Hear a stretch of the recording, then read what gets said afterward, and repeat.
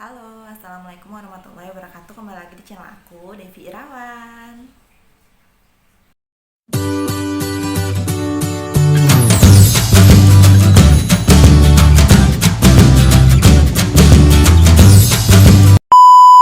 Halo teman-teman, kembali lagi di channel YouTube aku. Nah, pada kesempatan kali ini aku mau ngebahas ulang soal cairan praejakulasi. Jadi aku mau coba jawab beberapa pertanyaan dari teman-teman yang belum sempat aku jawab atau aku bales DM-nya atau belum sempat aku baca gitu ya. Jadi mari kita bahas sama-sama lagi. Kayaknya teman-teman tuh masih bingung soal cairan precum ini. Jadi bingungnya tuh kebanyakan bisa menyebabkan kehamilan enggak sih Kak cairan precum ini gitu ya. Oke, sebelum kita mulai videonya seperti biasa aku mau ngucapin dulu banyak terima kasih buat semua teman-teman yang udah selalu mendukung dan support channel YouTube aku, dan buat semua teman-teman yang belum subscribe channel YouTube aku jangan lupa buat subscribe channel YouTube aku supaya menuju ke 1000 subscribe. Oke. Terima kasih buat teman-teman semuanya ya yang udah selalu setia nontonin video-video aku, dan mohon maaf agak lama banget ini aku nggak upload video. Nah, langsung aja kita mulai pembahasannya. Nah, di sini ada beberapa pertanyaan. Ada yang tanya, Kak, apakah cairan precum ini hanya keluar pada saat terjadinya ereksi? Jawabannya iya. Jadi cairan precum atau praejakulasi ini hanya keluar pada saat laki-laki terjadi atau pada saat ereksi gitu. Pasti cairan precum ini keluar gitu ya.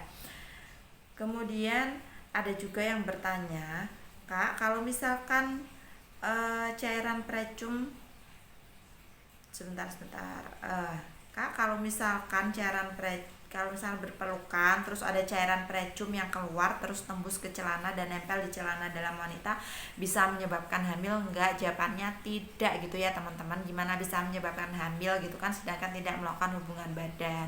Jadi cairan precum ini bisa menyebabkan kehamilan, cuma persentasenya tuh sangat rendah sekali dan bahkan jarang banget kasusnya gitu. Karena sekali lagi ya, di dalam cairan precum ini memang mengandung sel sperma, cuma itu sifatnya sangat-sangat lemah. Jadi untuk menyebabkan kehamilan itu kayaknya sangat-sangat susah gitu ya. Nah, kalau misalkan nggak melakukan hubungan suami istri, hanya cairan precum aja nih yang keluar gitu kan, bisa hamil nggak? Jawabannya ya nggak bisa hamil gitu kan. Karena apa? Karena tidak terjadi pembuahan, tidak ada sel sperma yang membuahi sel telur itu tadi. Jadi syaratnya hamil itu harus sel sperma masuk ke dalam vagina, kemudian membuahi sel telur di dinding rahim, seperti itu. Kalau sel spermanya nggak masuk ke dalam vagina ya nggak bakalan bisa hamil, walaupun itu ada cairan precumnya yang terkena bibir vagina, seperti itu. Kemudian ada juga yang tanya, apakah sudah ada kejadian bahwa cairan precum ini bisa menyebabkan kehamilan Kak gitu ya. Nah, emang aku pernah baca gitu katanya ada, cuma aku kayaknya ragu gitu kalau hanya pure cairan precum yang menyebabkan kehamilan eh, tanpa adanya sperma yang masuk ke vagina gitu kan. Karena aku sendiri ya teman-teman menggunakan KB alami gitu. Jadi cairan precum tuh pada saat melakukan hubungan suami istri tuh nggak pernah dilap atau gimana gimana, dan tingkat keberhasilannya KB senggama terputus gitu itu berhasil sampai saat ini, seperti itu. Jadi selagi teman-teman yakin walaupun itu cairan precum keluar di vagina atau di bibir vagina, asalkan sperma tidak keluar di dalam vagina, itu aman-aman saja dan tidak akan menyebabkan kehamilan.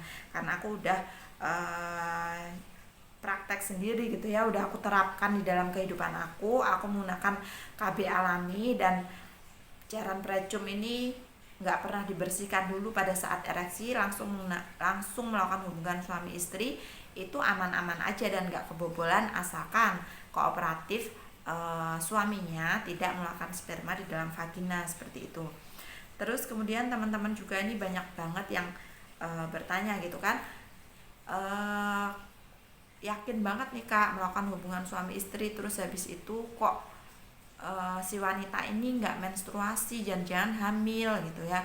Nah, itu yang menyebabkan nggak menstruasi, telat menstruasi itu banyak banget faktornya, terutama faktor kecemasan. Jadi udah melakukan hubungan ya, walaupun sperma nggak sempat masuk ke dalam vagina, gitu. Terus aduh, aku cemas nih, jangan-jangan aku hamil gitu kan, akhirnya bisa mempengaruhi menstruasinya, bisa terlambat seperti itu. Jadi saran aja ya buat temen-temen, sekarang tuh emang eranya tuh kayaknya udah pergaulan bebas banget. Jadi buat teman-teman semua, kalau misalkan takut, kalau misalkan ragu, was-was gitu ya, jangan coba-coba dan jangan melakukan hubungan seksual di luar pernikahan. Jadi daripada takut, mengecewakan orang tua, menyesal, akhirnya kita kepikiran sendiri jadi penyakit gitu. Jadi usahakan udahlah, nggak usah penasaran, nggak usah pengen coba-coba, kalau udah menikah aja baru melakukan hubungan suami istri supaya aman. Dan buat teman-teman juga mungkin yang udah menikah terus juga was-was gitu kan, jangan-jangan kebobolan lagi kalau misalkan menggunakan KB alami gitu kan. Nah kalau misalkan nggak bisa kooperatif, terus juga masih was-was takut, daripada kepikiran yang enggak-enggak, mendingan ada baiknya teman-teman bisa melakukan, istrinya suruh ikut KB atau enggak suaminya bisa pakai pengaman supaya lebih aman seperti itu. Oke, sekian ya penjelasan aku kali ini, semoga bisa mudah dimengerti buat teman-teman. Aku mohon maaf sekali lagi apabila banyak banget pertanyaan atau DM yang belum sempat aku bales dan belum sempat aku baca karena keterbatasan waktu. Insya Allah kalau aku ada waktu luang aku balesin satu persatu. Oke, sekian video kali ini, semoga bermanfaat dan sampai jumpa di next video aku berikutnya. Wassalamualaikum warahmatullahi wabarakatuh. Dadah.